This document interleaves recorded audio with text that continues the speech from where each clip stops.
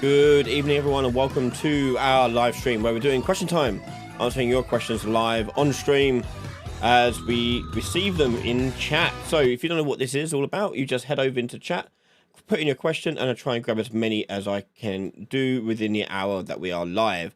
If I do miss a question, don't worry, just put it back into chat and I'll try and grab it next time round, but don't try to spam the chat. That'd be very much appreciated. So, yeah, you just start filling in some questions. I see some already come in. So, good to see everyone. Good to see some familiar faces. How you doing, Charlone? How you doing?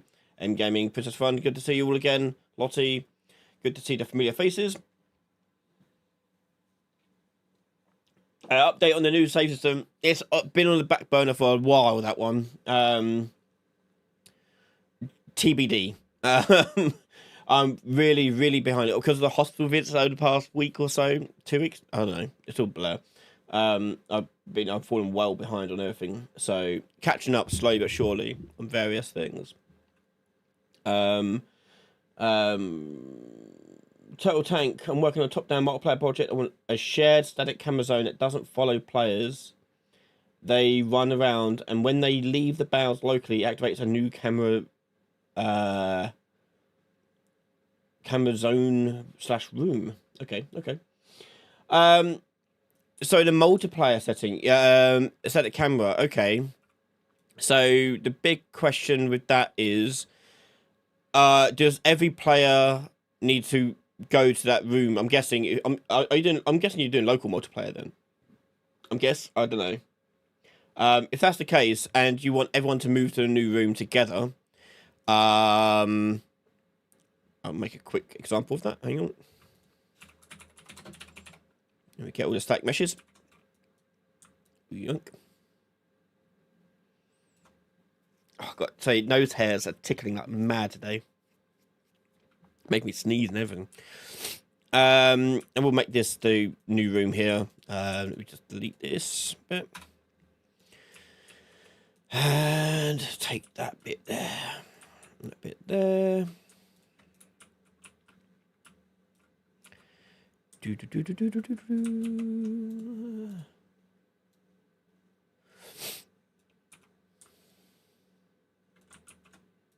Change that to 100. There we go. Okay, so we're going to do this little as a transition room here as a multiplayer project.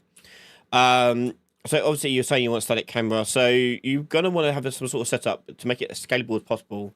Have like a trigger volume with a camera associated to it.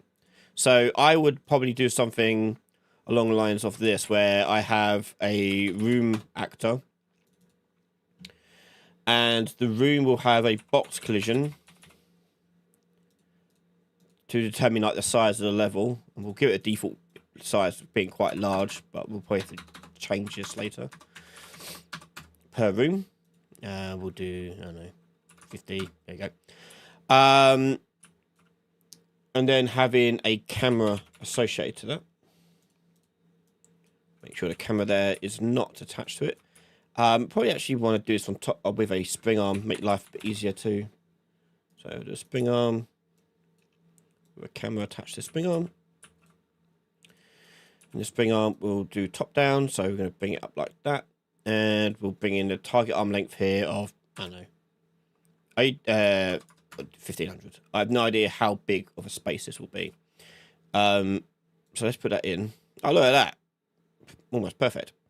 The spring arm I want to make sure doesn't have a collision check on it. There you go. And just want to get that as close as possible as to the actual thing here. So I'm just going to do it this way. Yeah. And we'll just have to adjust the spring arm manually, I think. To get the room like so. All the other rooms should be hidden by default, and that could be done by data layers or whatever else really. But the transitions to the new room will be handled by these sort of intermediary areas in between the rooms. So you may actually want to put this all together in one data layer and then separate them out with these little transition rooms here. Let me just bring that across. Ooh.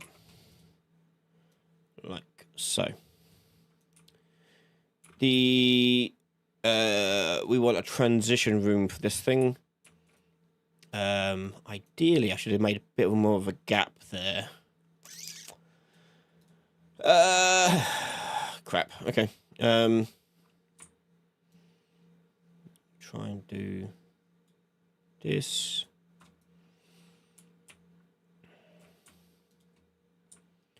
Group it, and hopefully, yeah.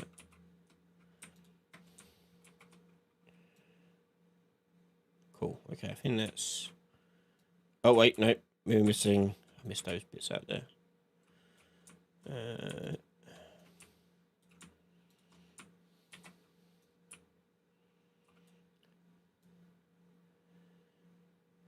Okay.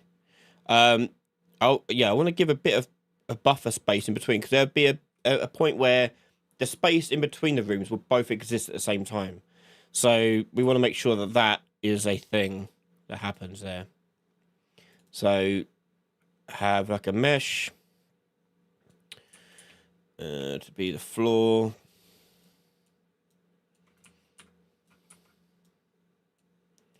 Like this. And you're going to have the room, but then you'll also have a second room for this other one. So let's do that. Whoop. And then we have our transition room. So that'll be a separate thing that we do here. We could actually do... No, I won't bother. Let's do here, BP, transition room as a box collision.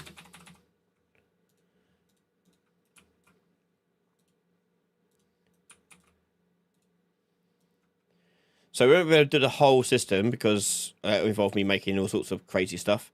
But I'll give you the rundown gist of it. So you have something like this set up, because if you think about what you actually need, you need something in between the rooms that'll be part of both rooms, okay? So in my world, I would make the transition rooms not be in a data layer. All the rest of these would be. And then as I go into the room here, we're going to turn on the data layer that's associated to it in what room we're going to next. This transition room should keep track of data such as what rooms are attached to it, going into what. So you'd have rooms. That'd be BP room. Like this. And we'll do room A, room B. Duplicate. Make them both editable.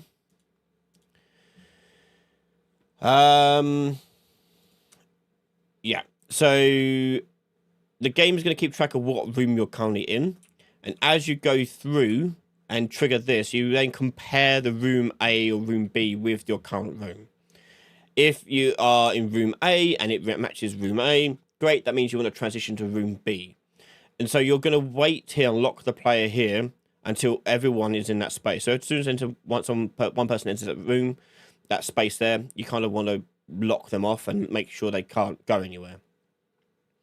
And then do the check. So as I say, this is quite intense. There's quite a lot to do in this. Part of this also needs to be some blocking volumes to stop the character from going off into it. So these can be just cubes we can just do here. You know, whatever it may be. We'll do 2.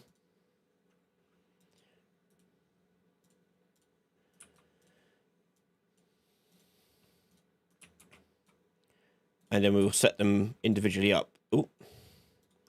So this cube here will make the door of this one, and it can be invisible. It's not a big deal. It could be anywhere you like. Like that. And it could be just in. And then this one, similarly, would be like this.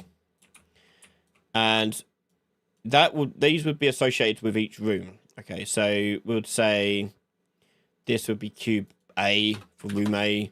This would be cube B for room B. So cube A is this one. Good. And cube B is that one. That's good. And then in your game mode, you're keeping track of where you're currently at. So in my game mode here, we'll have a variable for current room, BP room, and we'll have a function in there. Every time you make a variable, make some functions that manage it. So set new room and current room would become set to the new room now.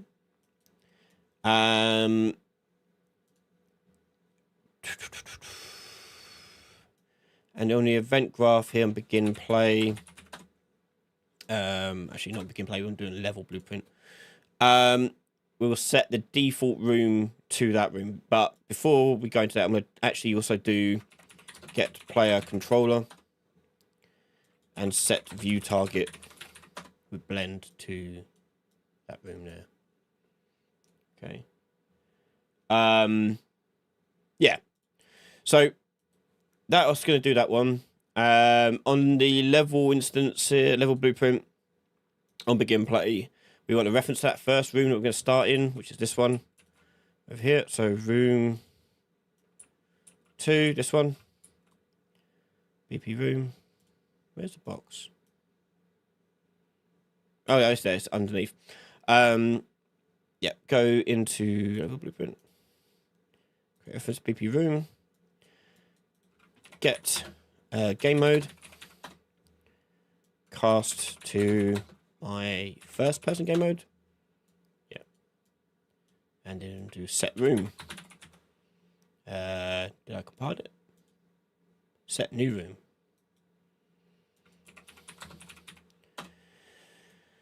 Like that. And that'll be the room. Okay. So as we start off in our top-down view like this. Okay.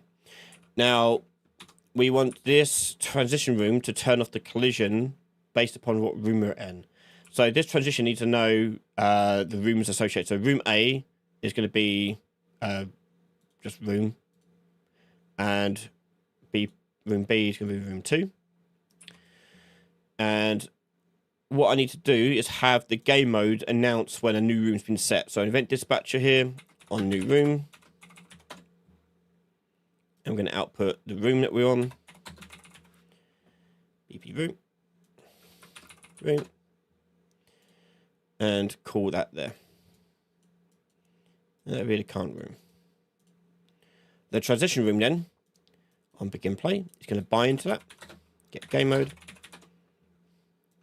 Cast to first person game mode. And bind event on new room. And we're going to have check room. And we're going to see if room A, if that is equal to room A. Actually, we'll just do cube A like this and set collision enabled and do select. And do, if it's true, I want to have no collision. If it's false, I want to have collision enabled. And then we do exactly the same thing again.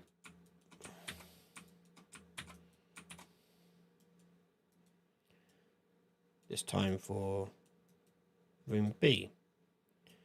Well, in fact, it will just be the opposite of room, this one here. It should, no, actually, we'll, no, we won't do that. We'll just do that there. And that'd be room B, cube B. So when I play this, I should be able to walk through that first block there. Yeah, with me, I haven't done any top-down controls for this. Yeah, there you go. So I'm now in the transition room waiting to proceed.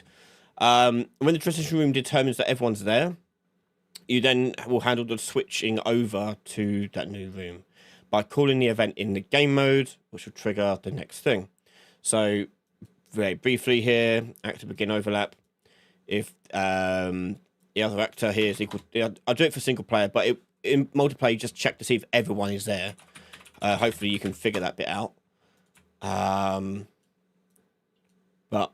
in his case, to save me some time, if it's true, then I want to transition room. So I'll make a function here, transition room. And we'll call that there. And on transition room, we need to know what room we're currently in.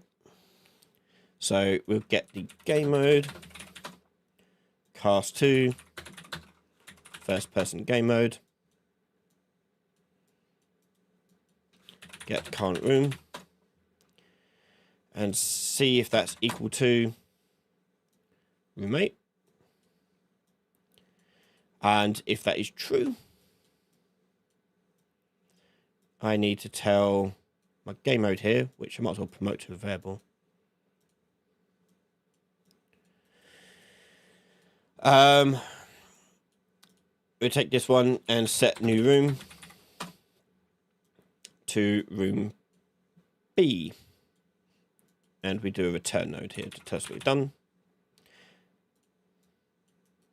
And on then we'll do a sequence.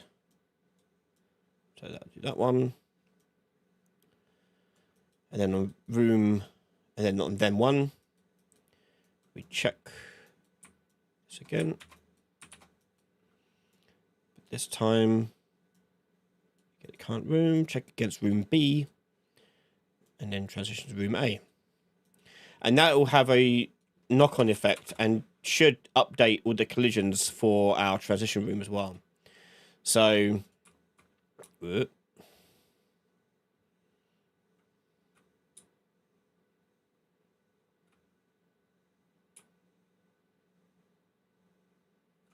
hang on, I've turned around. Very hard to do with the controls I've got. Hang on.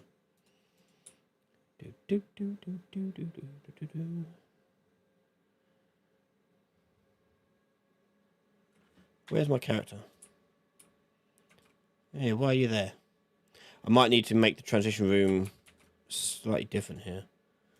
Let's make... Oh, yeah. You want to make the box collision fit inside of the two walls there. There you go.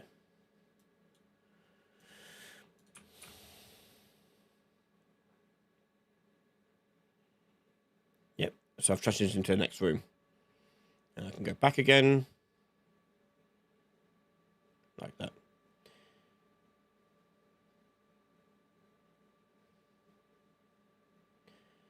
And if you want to change the visibility of all the stuff in the other room, you just do data layers, turn them off, turn them on, that sort of thing.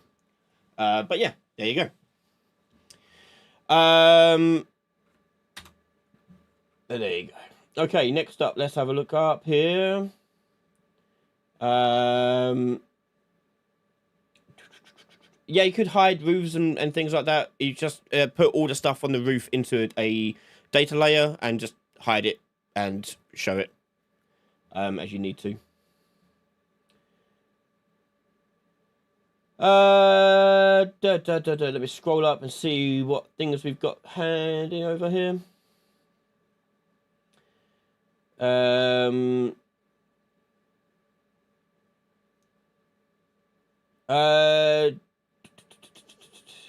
Surprise Marlboro. Hey dude, not coming in a while. How would I start about working to do realistic physics-based collision combat like the game Half Sword? I've never seen Half Sword. Let me have a quick look. Half Sword. Physics-based movement. Type thing. Well, if it's like what I think it is. Oh, right, okay. So I don't know how. I mean, they're okay. There's a lot involved in that. So you've got a few things to be aware of and to mess around with. First thing is you want physics-based animation. Physical animation. This node. And this is a experimental component which allows you to trigger physics in actors whilst it's still animating, which is how you're going to get that knocky back feeling and all that stuff. And as for the collisions of things, you would have a hit event based upon the mesh that you're hitting. So if I have like the character mesh here, we could add the event for on component hit, wherever that is. Yeah. And this will give you some details about where the component got hit, okay, and how it got hit. So over here we can break it open and get hold of like the bones, so we can do damage to the bones as we need to, and so on. And you basically want to make sure your capsule will ignore all weapon attacks. Okay, you still need a capsule for movement-based stuff, but everything that's going to damage you, you want to ignore the capsule, so it will transfer through over to the body. I wonder if I can do a quick demo of how that works. One sec. Let me go into and turn off the level blueprint stuff in here. I'm going to put another character in the scene. And obviously I can't do swinging stuff. So, what can I do?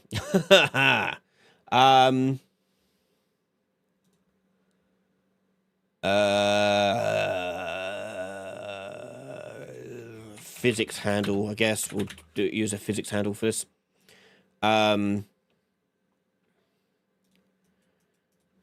Left mouse button. Do a line trace by channel. Get player camera manager. Get actor location. So this trace is just for us to identify an item to pick up, because I have to make an item to pick up. Actor forward vector. Multiply that by distance. Let's say 500. Add these two together. Get our endpoint. And I want to take the physics handle and take it to grab the component. No. Break that. And I want it to grab component at location with rotation. And the component would be the hit component there. Okay. I then, on the tick here, will take the physics handle and tell it to update, what's it called? What's it called? Set target location rotation, there you go. And we'll just set that to, just in front of the player character. Do like 100 there, something like that. And the forward vector will make the rotation. There you go. So let me just see if I can actually pick something up first before I can start whacking it with someone. I want to put in shape. Do that. Make a long stick. And turn on physics. So I should be able to... wrong rotation, but there you go. Right, so I want to be able to whack him with this, okay? When I do this, it's going to trigger the hit event. I want to make sure that this thing only hits the mesh, not the collision capsule, which I think it's hitting at the moment. So let's first of all just reshape this thing. So it is the correct orientation. There we go. There you go. So I can do whack, whack, whack, whack, whack. So yeah, we want to take the character capsule here. I want to make it sure that it ignores weapons. Okay. Now you can't make it just ignore physics bodies because you still want it to hit some things in the world probably.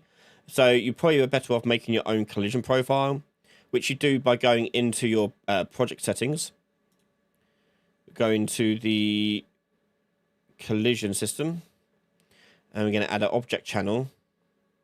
We'll call it weapon, and by default, everything's going to block a weapon, like that. But in this case, the capsule is not. So I'm going to customize it and tell it to compile, overlap weapons. So now the hit event that I put on here should trigger. So if I do a print string, and when I want to print the hit component there, okay, or hit bone, it would do bone name. There you go. Okay, so we're doing that. We also need to make sure that the thing that we are physically moving around in the weapon is set to generate hit events. So simulation generates hit events. You want to turn that on. And so it should now... Oh, I've actually got to tell the mesh not to block it. One sec. Turn the capsule off. Put the mesh back on. So over here on the collision settings, custom, we're going to change it from query only to collision enabled physics and query. And I want it to block, make sure it's blocking weapon. There might be some other things you have to turn off, depending on what kind of thing you're doing. But yeah. And okay, and it should. Maybe I have to tell this to also simulate hit events. Do that. Oop.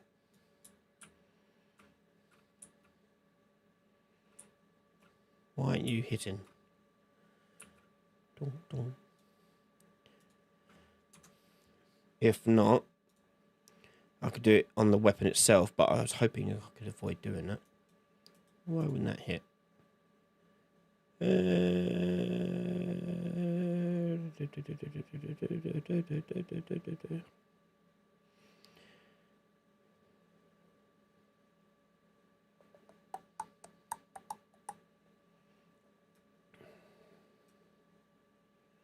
That should do it. It should let me do that.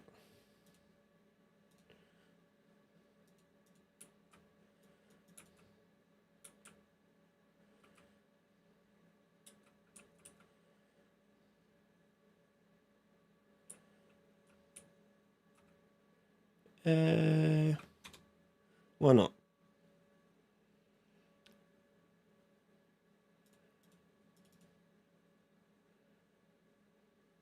I may have to make the weapon an actual blueprint. Okay, add blueprint script. No, we'll just add blueprint class. There we go. Actor. Screw it.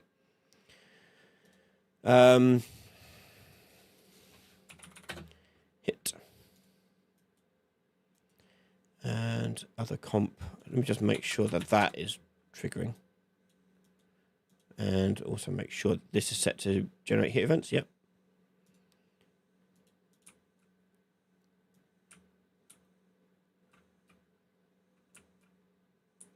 First person collision cylinder. Oh, it's still hitting the collision cylinder.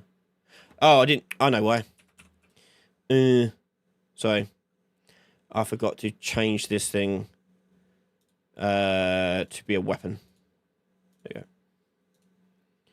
In its object settings. There we go. Right. So now I'm hitting the mesh. Okay, many simple. When I do that, I need to tell the mesh to simulate physics and apply damage and do other things like that. I was really hoping that this would work because it saved me a lot of messing around. Let me just see if I turn it off now, I'll fix that collision effort. Let's see. No. Nope. That's annoying. And it is the right thing, isn't it? Mesh. Yeah. All right. Okay. So we want to add point damage to this thing. So add point damage. Apply point damage. Damaged actor will be the other. Hit info will be that hit info, and hit direction. I'll do hit normal for now. And damage causer will be self. Then on the character, rather than doing that there, we go to the point damage event. And first of all, make sure we actually are receiving damage. Let's do that. Put hello. So it should.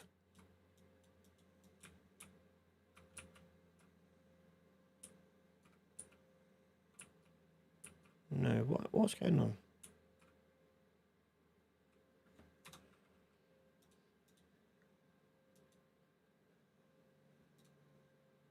Oh, base damage is 0. Yeah, if you don't set damage to something, it won't work. There you go. Right. When you do that, on the first person character, you make use of this physical animation here. So I'm going to try and remember this. If you apply physical animation settings below, you want to take the body name, which would be the bone name, and the physical animation data we can make. And here you can mess around with some bits in here. You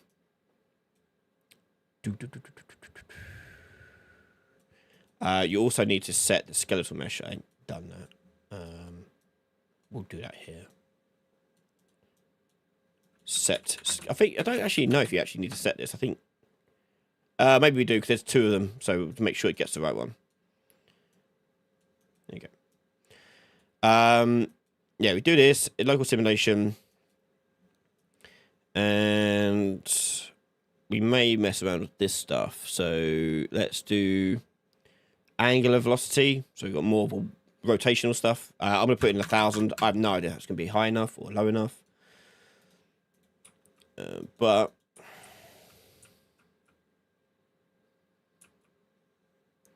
Come on. Whack, whack. Turn it on.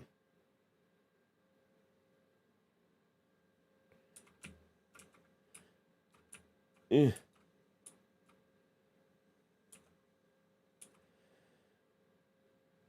Why is it not doing it?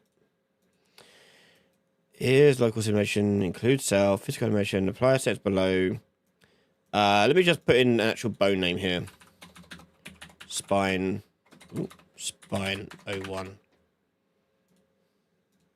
Just to make sure it is doing it.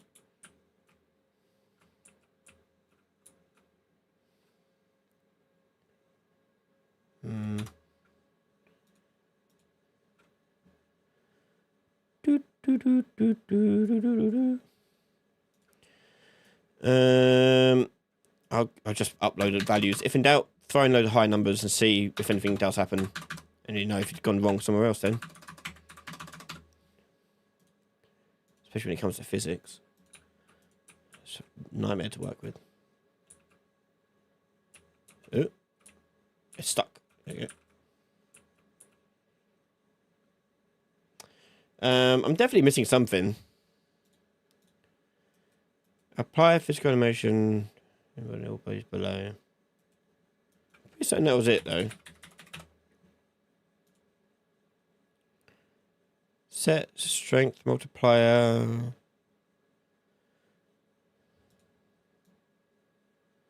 No, it's just different ways to do it. This is the direction you want to head in. Look it up online. There's some videos people have done already about physical animation. You can head up and look at those. But that is what you're seeing there. But do explore. Next up, we've got Pandamas. Forget my last question. Done that way. Seems to work. How does building the game for multiple stores work for Epic, Steam with integrating their subsystems? 2 different projects, or can we switch? Okay, so there's 2 things to worry about. You've got account systems and you've got online subsystems. So online subsystem wise, you can use Steam and Epic as in between as you wish, okay? Or you can use your own subsystem if you want, whatever it is. It's a way of communicating and sharing the IP addresses of your players to each other, okay? So you pick a subsystem you want to work with, and that's totally fine. The account system, though, is something separate. And the account system is what is the player using to log in with. Now, if they're on Steam, and you're releasing the game on Steam, you're going to need a Steam... Most of the games use a Steam login, which it automatically does for you because you're logged into Steam when you push play.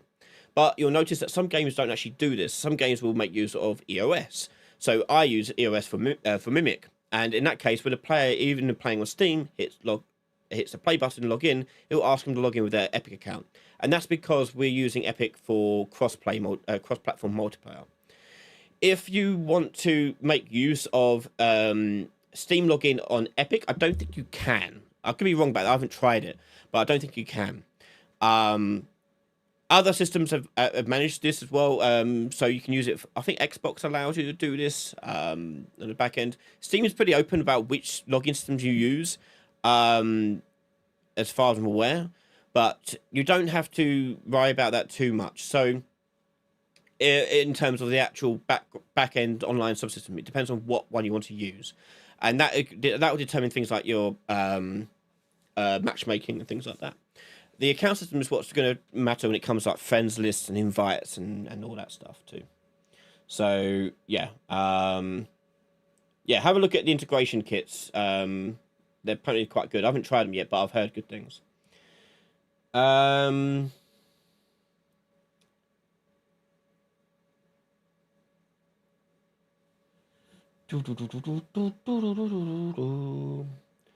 Number King. Lottie's finding... hi, Bob O'Brien. Hi, Lottie. You're finding multiplayer widgets really confusing. Best thing to understand is that widgets aren't multiplayer. Okay? Widgets are entirely client-side. You can't do replication via widgets. So, with that in mind, rethink the problem that you're encountering. Widgets are there just to represent information that exists elsewhere. So the widgets aren't actually replicating or doing anything. They only exist on your screen. You can't see other people's or access other people's. It's just yours. So there is no such thing to worry about when it comes to multiplayer widgets. If you want to communicate to and from each other's widgets, then you're communicating through another proxy. So you may be having, so for example, you'd have client 1 here, and their widget, their HUD or menu screen or whatever it may be. Then you've got client 2 widget who wants to see those updates and changes. Well, to do that, you need something in the middle, because they can't communicate on their own. So you'd have maybe a game mode, game state. So the client 1 can put information in the client game state, which goes into client 2. Now, if you're a server, the problem you have with this is that, and you've got 2 clients want to communicate to each other, they have to communicate through the server. So the server is looking after this stuff in middle, okay? So the client has to tell the server, hey, update the game state. The game state will then update and change the client 2 widget. You're most commonly using the game state or the player states to share information. Anything you want to share between players will need to be in one of these 2. Okay? Because you can see everyone's player state, but you can't see all their controllers. And likewise, the game state, everyone can see the game state, but not everyone can see the game mode. So you communicate however best for the situation that you're trying to make. How does a multiplayer widget opens when you interact with a BP and allows you to make a unique selection once. Like a campfire, you can choose to restore health once per campfire. That works exactly how it does in like a single player game. There's no different. The only thing that might be different is your server confirmation going from like you clicking a button and then communicating to the player state or game state back to your character. So, for example, you may have over here your player character. What you don't want to have happen is have the client 1 widget, which exists, remember, only the client, even the server can't see that. So the client here will need to communicate over and change them into the player character, like the health value, for example. A way of doing that would be going from the player, the client widget to the player controller, which is shared between the client and the server. And then the server communicating with the player controller, communicating to the player character the change of health. Okay, so it goes in sort of this direction of things. But you're asking the server to do it. Otherwise, the player would just have free reign to do whatever they want. So how to test them? Well, again, they're only going to appear on your screen. So if you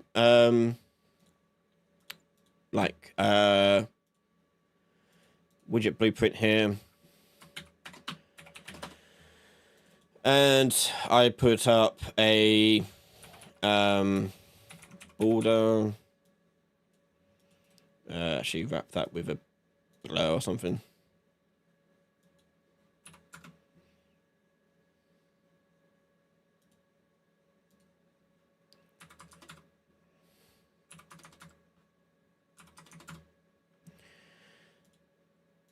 Like this sort of widget comes up on the screen. If you're just testing it, it's going to add to viewport. It's only going to add to your viewport. So if I'm in my controller or my character, so let me say I'm in my controller, for example, and I push the 1 key.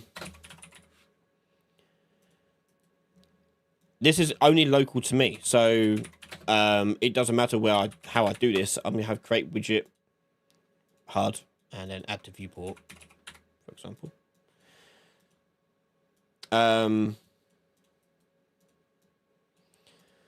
Then, I don't know.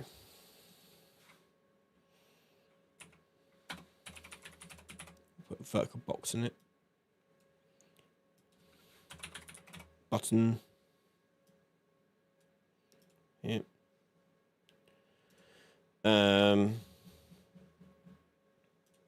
Unclicked. Remove from parent whatever. And on construct here, I'll just change it to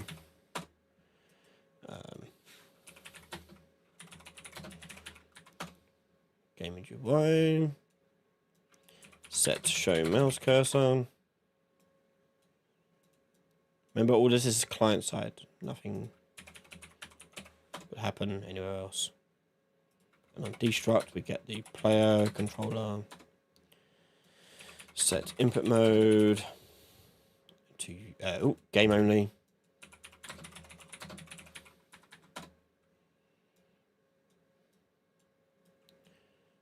Set show mouse cursor. Okay. So playing the game, walking around. Hit one. Why can't I move? There you go. That's weird. Hit one. There it is. That. Close that. If we're doing multiplayer, listen server 2 in new Windows.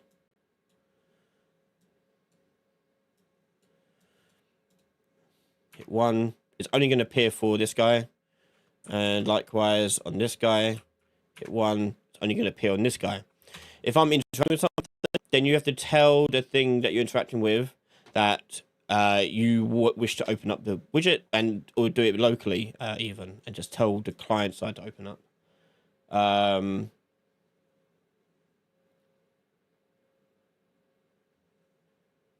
When you interact with widgets, you're only ever working as a client. There's no such thing as server widgets or client widgets. They're all the same. They're all client widgets.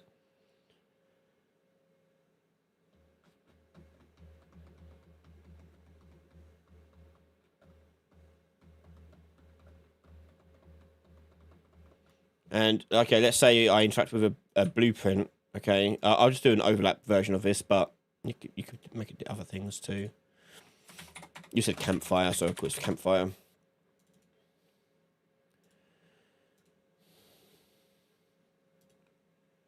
There you go, campfire.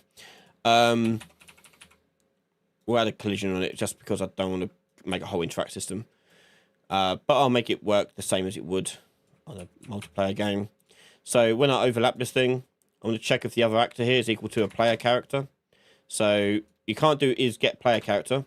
You want to do instead here is a first person character. Like that.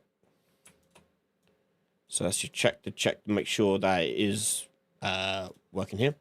Also make sure this thing's set to replicate. The campfire is owned by the server. Okay, so if you want to tell the character to open up a widget, a good technique to do this on, because you can't say on the widget here, I can't do an owning client thing. You can't do open widget. You can't do that. Yeah, because this is not owned by the client. It's owned by the server because it's a world thing.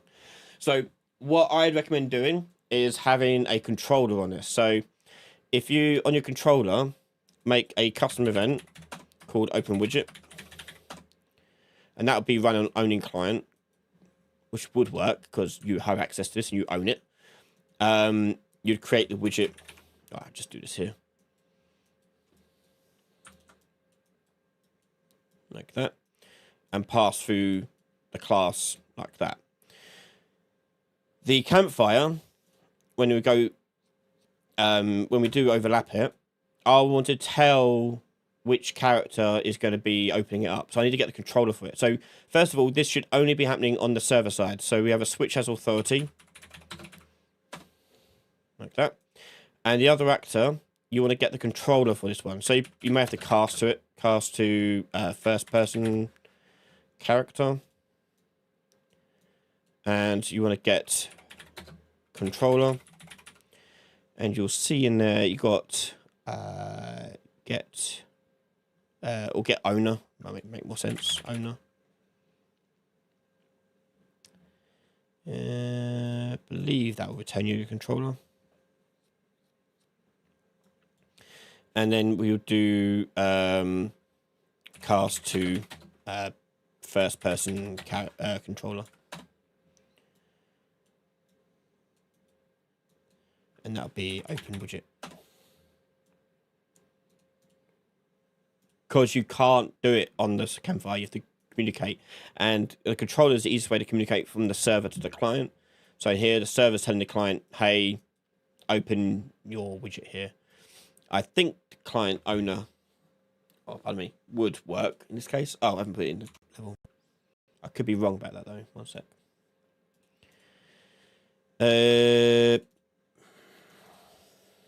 Campfire. So this is the server. They should see it pop up on their screen. Yep, like that. And if I go to the client view, there you go, pops up on their screen. Okay, so same as if I interacted with it. You just communicate through your controller or your player state. You could do it player state as well. That you want this to happen. I have the controller opening and closing the widget, but it saves the widget between campfires. It shouldn't do. Oh, yeah, if you, when you have the next one, it's already used. Yeah, you need, I think we did this last time. When you remove the widget, because it's named the same, it sticks around in memory, so it tries to, like, be clean about it. When you remove from parent, just do garbage collection, like this. And that'll wipe it completely from memory, and so you can just bring up a new one. It'll be fresh. But yeah, you want to call this. It's just a way of it managing memory allocation a bit differently.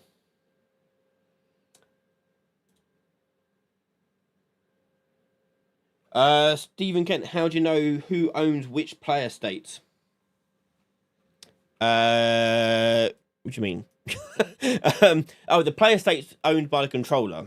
So, the controller spawns in the player state, and the player state is then replicated to everyone.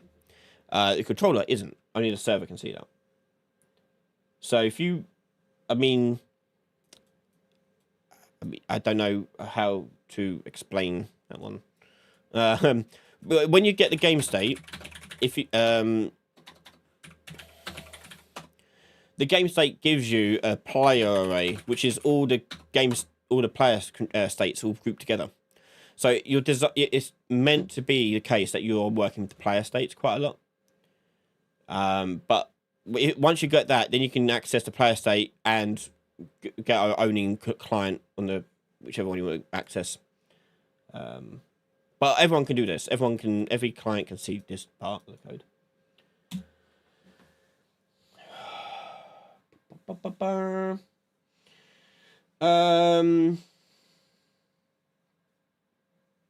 Can you complete the multiplayer for Bomberman? Not now, of course, but sometime. Yeah, sometime that'd be quite cool to go back and do more multiplayer stuff.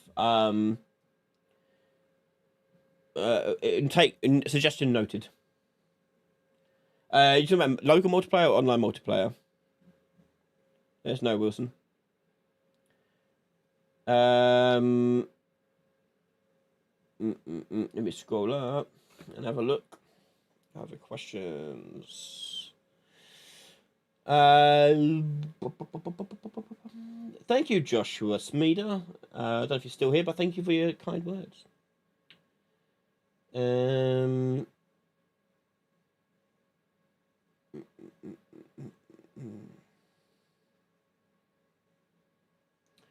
Hey Ryan, how do you make a tape measure tool like a virtual tape measure that shows the length of point A to B, etc.?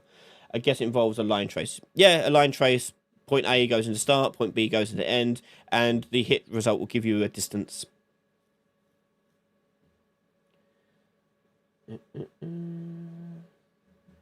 Scroll down.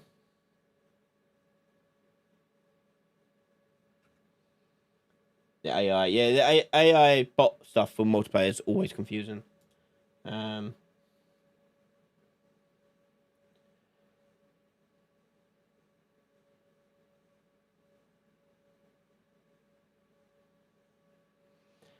Are you really answering hard questions because I have a doozy? How do you have a gas character walk on a moving platform without bugging out? I've never actually tried a gas character on a moving platform, so I don't know. I would need to load up a gas project and have a look, and we don't have time to do that, unfortunately. Yeah, I don't know. I don't know what kind of bugging out are you seeing. I imagine. Actually, I can imagine the reason why you're seeing the bugging out is because sorry,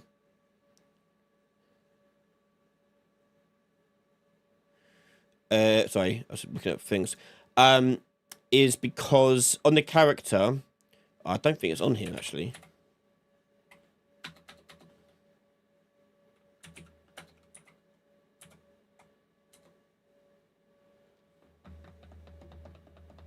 No, on the character, there's a component which returns the velocity of a character to determine what animation is being used.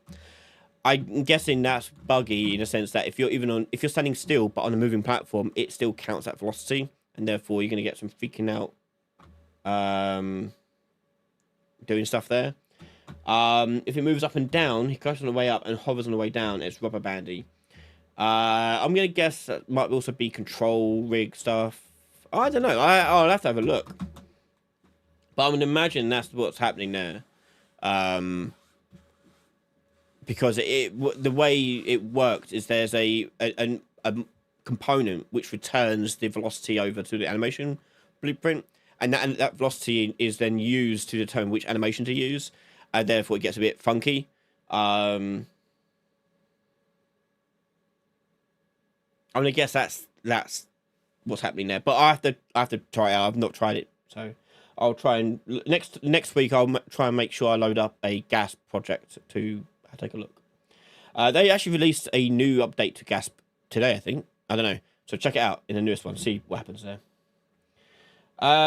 Real crappy gamer. Third time's a charm. Is how do you recommend transitioning between animation blueprints smoothly on a skeletal mesh actor? Is there a blend node to blend the two in a blueprint? There is no blend node, but you're probably looking at what you want to do is rather than switching to different animation blueprints, is you're having one, but you're then using layers. We have not got the time to go through all that, but essentially, if you look up a documentation for it, you'll see this is how you do things like having like a pistol animation blueprint switch to a rifle animation blueprint, and you can control the blend between the two nicely. Essentially, what happens is that you get animation layer here, link. You just plug in which animation layer you want to use, and it'll use it. And it will basically insert it into the layer system. I say not enough time to cover all of it, but I'll give you the starting points. So if you go to animation section and go to maybe advanced. No, oh, it's there. Sorry, animation layer interface. Click on that, and then you have to design what layers you want. So you may have like a body layer, a leg layer, I don't know, an IK layer, whatever. And then you apply that to the animation blueprint. So here, over here, this is also how you work with teams of people on a single animation blueprint. So you go to your class settings, go to interface, and you want to add your animation interface. I didn't name mine, did I? So it'd be new new animation layer interface. Hit compile, and you'll see in your blueprint section you've got animation layers down here, and in your animation graph, wherever that may be, like here. So control rig, for example, would be part of this. So you'd have your IK layer being called here. This will probably have an input on it too, which you can do when you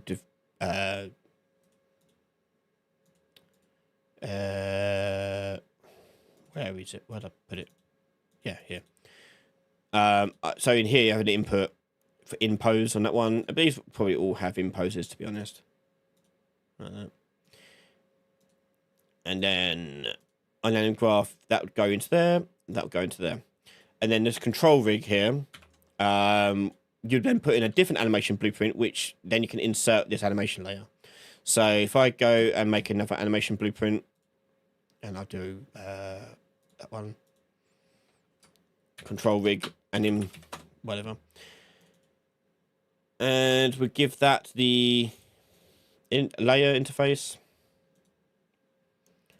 Layer, layer, new animation in layer interface. Go into IK layer. I think I'm missing a step. I think I might be missing a step. Create variable, whatever. I'll just do it as true always. Like that. And basically essentially what it does is when you click on link animation layer, this inserts it in here. That layer there. And yeah, it'll just do that. So if I go back to the player character and do link anim class layer, and in here choose CR anim, and we'll do that with a debug key 2, like that.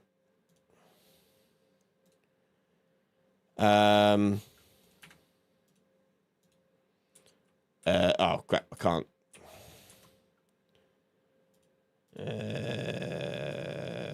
No, I messed something up.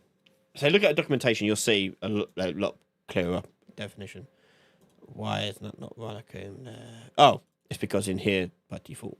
Okay, there we go. Yeah, there you go. So I hit. I mean, you're going to see it, but if I go out here, okay, no control rig going on there. Hit 2 on my keyboard and hit F8 again. Has it done it? Yep, there you go. It's now applied that layer to it. And that's how you do that sort of transition elements. So there's a whole thing. You go into it a lot more in detail. But yeah, you can, rather than switching animation blueprints, you're adding layers to it. A better way of doing it, more efficient way of doing it.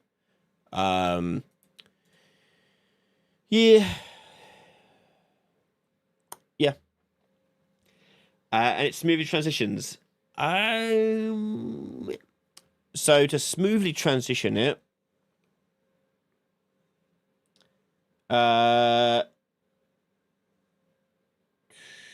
it should.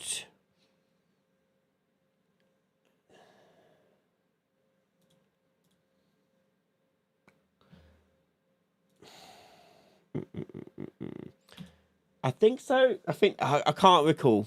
Have a look at documentation. It may well be there. It's linked animation layers. You'll see how it's doing it.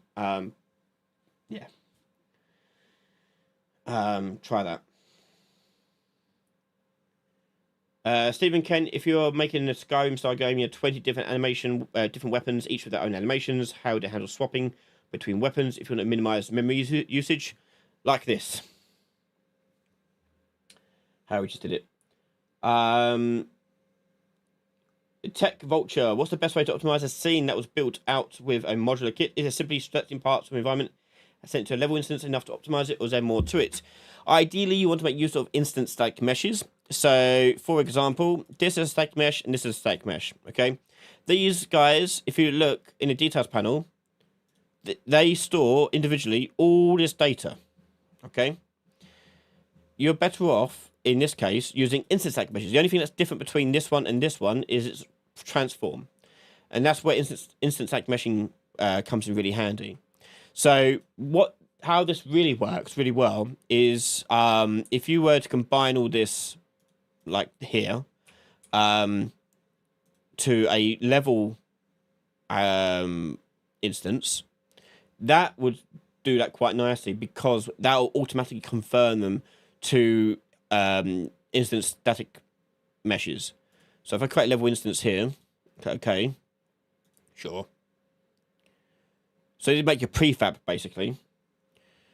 And if I go into, here. Oh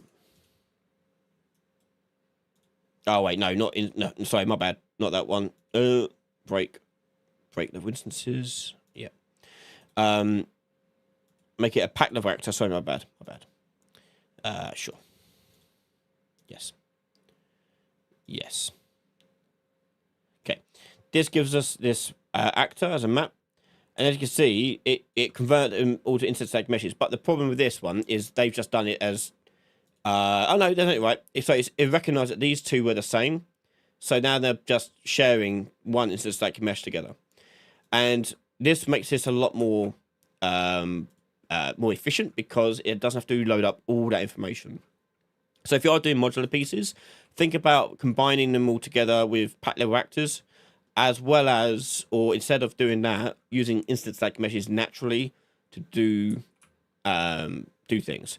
To make it instant static mesh is really simple. I don't know if you can add one raw to the world. Let me have a look.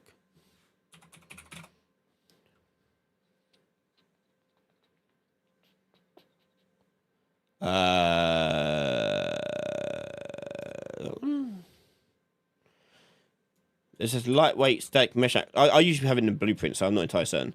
So yeah, you decide what mesh you want to use. So this cone, for example, and then down here you should see instance transforms.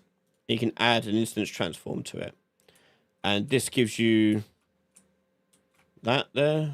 I guess that's, where is that?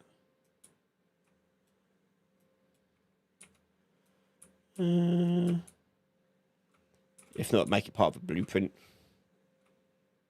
Not there. No, not there. Make it a blueprint with the component of instant static meshing. That is a more efficient way of doing it. Yeah, there's a few other things you can do, like using trim sheets for materials. The models aren't necessarily the thing that's going to be holding you up. It'll be like things like materials. So making use of trim sheets, things like that, will make this a lot nicer too, to optimize. Say you're making a ship game. How do you make metahuman hair stay on the player? The hair moves with the ship. I have no idea. I've never tried it. And I don't have time to import a metahuman to test it out and have a look. I get it.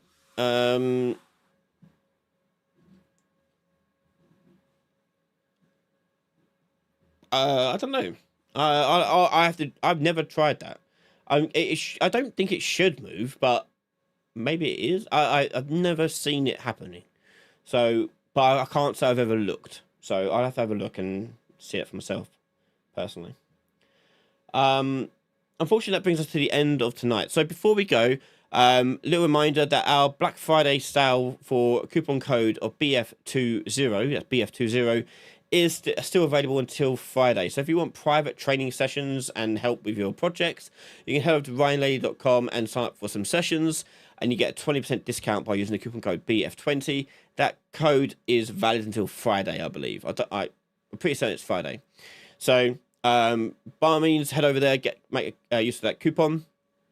You don't have to book all your sessions right now. You can get them and hold on to them until you're ready to, like in the new year, for example. I know a lot of people are waiting for the new year, but you can make use of that later. Okay, so head over to there. Be really helpful, and massive thank you to everyone supporting me on Patreon. Apologies for the slow release of content. As you know, hospital visits and other things, and I got my son's ill now. It's nightmarish trying to keep up with stuff.